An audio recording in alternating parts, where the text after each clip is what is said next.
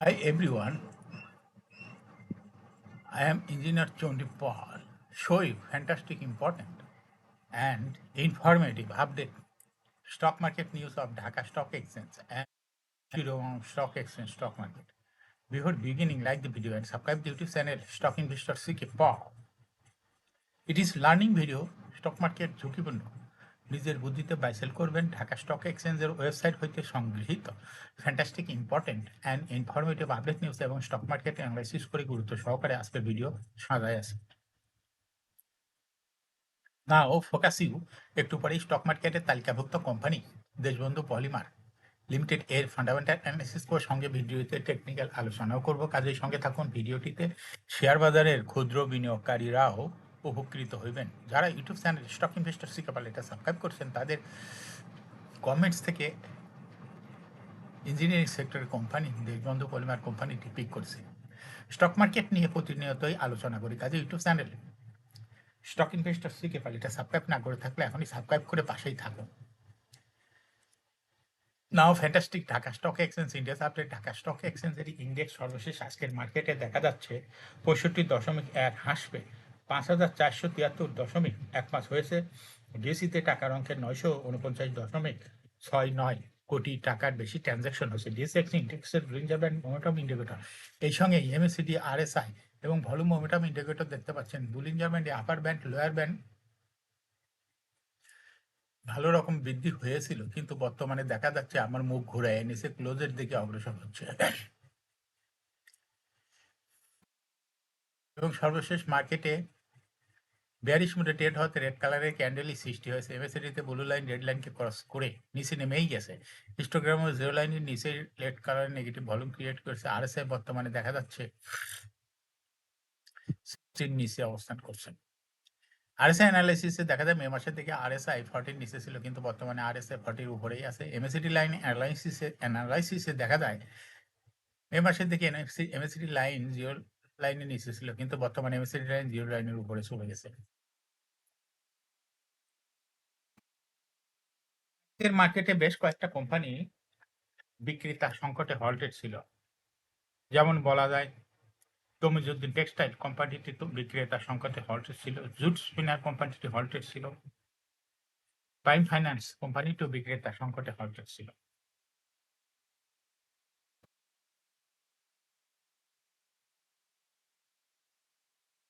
নাও fantastic trade statistic মার্কেটে আজ 43টি company share দর বৃদ্ধি পেয়েছে 314টি কোম্পানি শেয়ার দর হ্রাস পেয়েছে সেই সঙ্গে 41টি কোম্পানি শেয়ার দর ছিল অপরিবর্তিত নাও ফ্যান্টাস্টিক ইন্ডেক্স মুভমেন্ট যে সমস্ত কোম্পানি ইন্ডেক্সকে উপরে দিকে তোলার চেষ্টা করছে তার মধ্যে প্রথমে রয়েছে ইসলামী ব্যাংক ইন্ডেক্সকে 3.53 প্লাস করছে এরপর পর্যায়ক্রমে রয়েছে Khan brothers PB woven bank industries limited fine foods Tamijuddin textile Orion infusion BBS cables CVO petrochemical BSRM steel limited GQ বলবেন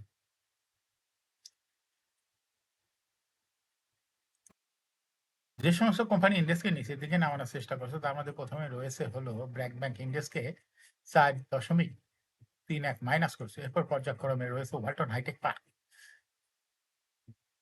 রোবিয়া জিয়াটা লাফার ঝুলছুম বেক্স pharma GMI MJLBD best holdings British American Tobacco Pragati life national insurance now fantastic stock market news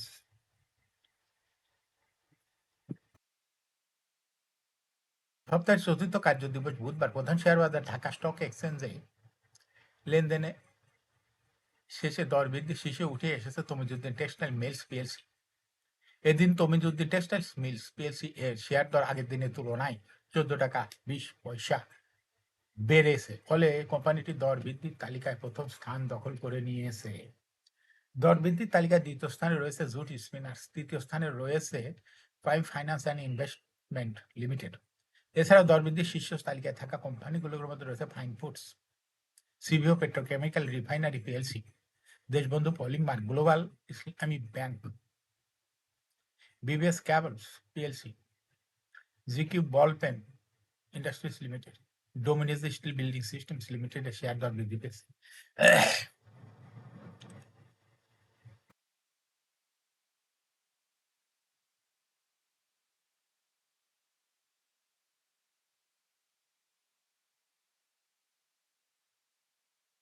share বাজারে তালিকাভুক্ত দেশের শীর্ষ ওষুধ কোম্পানি রেনেটা পিএলসি কানাডার ফার্মাসিউটিক্যাল বাজারে তাদের প্রথম ওষুধ আনুষ্ঠানিকভাবে উন্মোচন করেছে। এটি রেনেটার আন্তর্জাতিক সম্প্রসারণে একটি গুরুত্বপূর্ণ মাইল ফলক। বুধবার কোম্পানিটি কানাডার বাজারে ডেসোজেস্ট্রেল বা ইথানাইল ইস্ট্রাডিওল ট্যাবলেট বাজারজাত করেছে। এটা মাইলি 21 এবং মাইলি 28 ব্র্যান্ড নামে পাওয়া যাবে। তারা অ্যাম্বিকেয়ার ফার্মাসিউটিক্যালস ইনকর্পোরেটকে কৌশলগত অংশীদার হিসাবে নিয়েছে। অ্যাম্বিকেয়ার অংশীদারিত্বের মাধ্যমে কানাডার বাজারে শক্তিশালী মার্কেটিং নেটওয়ার্ক তৈরি হয়েছে। উন্নত ফার্মাসিউটিক্যালস বাজারে প্রবেশ রেনেটার আন্তর্জাতিক উপস্থিতি এবং আয় বৃদ্ধির বড় সুযোগ তৈরি করবে। রেনেটা কর্মকর্তা জানান, কানাডার বাজারে প্রবেশ শুধুমাত্র আয় বৃদ্ধির জন্য নয়, বরং রেনেটার গ্লোবাল ব্র্যান্ড অবস্থান শক্তিশালী করার পদক্ষেপ। এই উদ্যোগ বাংলাদেশের ওষুধ শিল্পের আন্তর্জাতিক সক্ষমতা তুলে ধরার পাশাপাশি স্থানীয় বিনিয়োগকারীদেরও জন্য ইতিবাচক বার্তা বহন করেছে।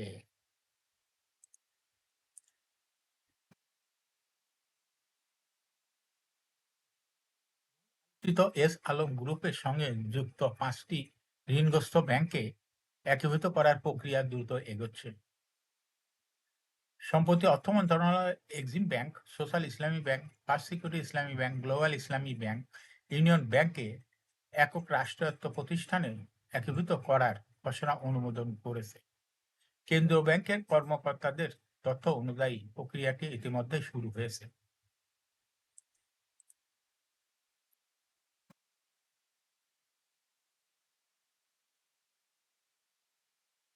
এই প্রতিষ্ঠানটি একটি শরিয়া ভিত্তিক ইসলামী ব্যাংক হিসাবে কাজ করবে।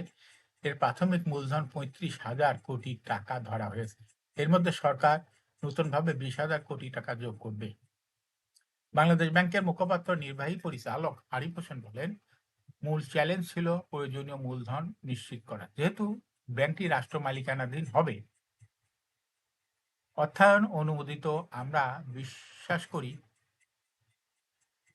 নভেম্বরের মধ্যে একীভূতকরণ শেষ হবে। একীভূতকরণের জন্য ডেপুটি গভর্নর কবির আহমদের নেতৃত্বে একটি কার্যনির্বাহী কমিটি গঠন করা হয়েছে। কমিটি প্রধান আমানতকারীদের তহবিলের নিরাপত্তা নিশ্চিত করতে সাহায্য করবে। আরিফ হোসেন আরও বলেন, ছোট আমানতকারীরা চাইলে প্রথমে তাদের টাকা তুলতে পারবেন, বড় আমানতকারীরাও নিরাপদ, কারণ সরকার তাদের তহবিলের দায়িত্ব নেবে। একীভূতকরণের পর 5টি ব্যাংকের পরিচালনা পর্ষদ অবিলম্বে ভেঙে দেওয়া হবে এবং নতুন পর্ষদ গঠন করা হবে। বাংলাদেশের কেন্দ্রীয় ব্যাংক প্রাথমিকভাবে পরিচালনার দায়িত্বভার নেবে। এই 5 ব্যাংকের মোট খেলাপি ঋণ প্রায় 1.47 লক্ষ কোটি টাকা, যা বকেয়া ঋণের 77%। এর মধ্যে সবচেয়ে খারাপ অবস্থানে রয়েছে ইউনিয়ন ব্যাংক, এরপর ফার্স্ট সিকিউরিটি ইসলামী bank, global Islami bank, social ইসলামী ব্যাংক, এক্সিম ব্যাংক।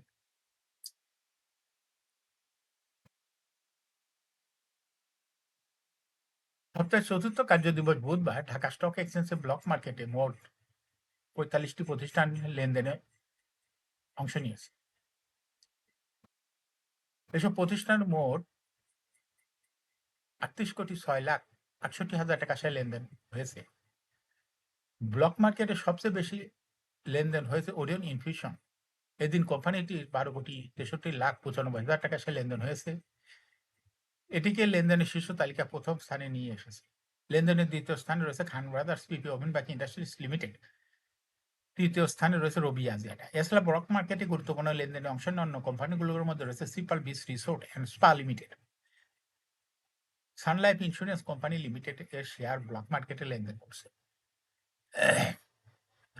এখন শেয়ার বাজারে তালিকাভুক্ত দেশবন্ধু পলিমার লিমিটেড এর ফান্ডামেন্টাল অ্যানালিসিস করব, সঙ্গে ভিডিওতে টেকনিক্যাল আলোচনাও করব। কাজের সঙ্গে থাকুন ভিডিওটিতে। শেয়ার বাজারের ক্ষুদ্র বিনিয়োগকারীরাও উপকৃত হবেন। যারা ইউটিউব চ্যানেল স্টক ইনভেস্টর সুইকে পালে এটা সাবস্ক্রাইব করছেন, তাদের অনুরোধে আজ engineering sector company Deshbandhu polymer limited কোম্পানিটি সিলেক্ট করছি। দেশবন্ধু পলিমার লিমিটেডের ট্রেডিং কোড হলো দেশবন্ধু। এই কোম্পানিটি মার্কেটে আজ ক্লোজিং দর ছিল 21 টাকা 70 পয়সা। 52 সপ্তাহের মধ্যে কোম্পানিটির সর্বনিম্ন দর ছিল 14 টাকা এবং 52 সপ্তাহের মধ্যে দেশবন্ধু পলিমারের সর্বোচ্চ দর উঠেছিল 26 টাকা 10 পয়সা। এই কোম্পানিটি ইঞ্জিনিয়ারিং সেক্টর কোম্পানি। এর অথরাইজ ক্যাপিটাল 300 কোটি টাকা, পেইড আপ ক্যাপিটাল 61.365 কোটি টাকা, রিজার্ভ রয়েছে হলো 52.24 কোটি টাকা। ইয়ার ইন্ড হলো 30 June. Last AGM held on 22 December 2024 for the year ended 30 June 2024। এই কোম্পানির সর্বমোট শেয়ার সংখ্যা হলো 6,13,65,150টি শেয়ার রয়েছে, অর্থাৎ এটা একটা লো পেইড আপের কোম্পানি। এই কোম্পানি সর্বশেষ 2024 সালে 1% ক্যাশ ডিভিডেন্ড দিয়েছিল বিনিয়োগকারীদের। এই দেশবন্ধু পলিমার এই কোম্পানিটি ফার্স্ট কোয়ার্টার ইপিএস হয়েছে -0.76, দ্বিতীয় কোয়ার্টারও -0.7, থার্ড কোয়ার্টারও -0.61, 3 কোয়ার্টার 9 মাসে ইপিএস হয়েছে -1.95। Price earning ratio based on latest audited financial statement in the year 10th September 2025 A P ratio 166.92। Financial performance as per audited financial statement 2020 সালে EPS ছিল 0.1, 21-এ 0.2, 22-এ 0.47, 23-এ 0.59। 2024 সালে EPS হয়েছে 0.13। অর্থাৎ Deshbandhu polymer এই কোম্পানিটি ইপিএস এর গ্রোথ 20 সালের তুলনায় 2024 সালে একটু বৃদ্ধি পেয়েছে। এই কোম্পানিটির এনএভি পার শেয়ার 2020 সালে ছিল 10.48, 21-এ 18.07, 22-এ 18.21, 23-এ 19.2, 24-এ 18.51। অর্থাৎ দেশবন্ধু পলিমার এই কোম্পানিটির এনএভি পার শেয়ারের গ্রোথ 20 সালের তুলনায় 2024 সালে অনেকটাই বৃদ্ধি পেয়েছে। এই কোম্পানিটির প্রফিট 2020 সালে ছিল 0.62 কোটি টাকা, সেখান থেকে 2024 সালে প্রফিট হয়েছে 0.813 কোটি টাকা। অর্থাৎ 20 সালের তুলনায় 2024 সালে প্রফিট একটু বৃদ্ধি পেয়েছে। কোম্পানিটি ডিভিডেন্ড ইল্ড 2024 সালে হয়েছে 0.42।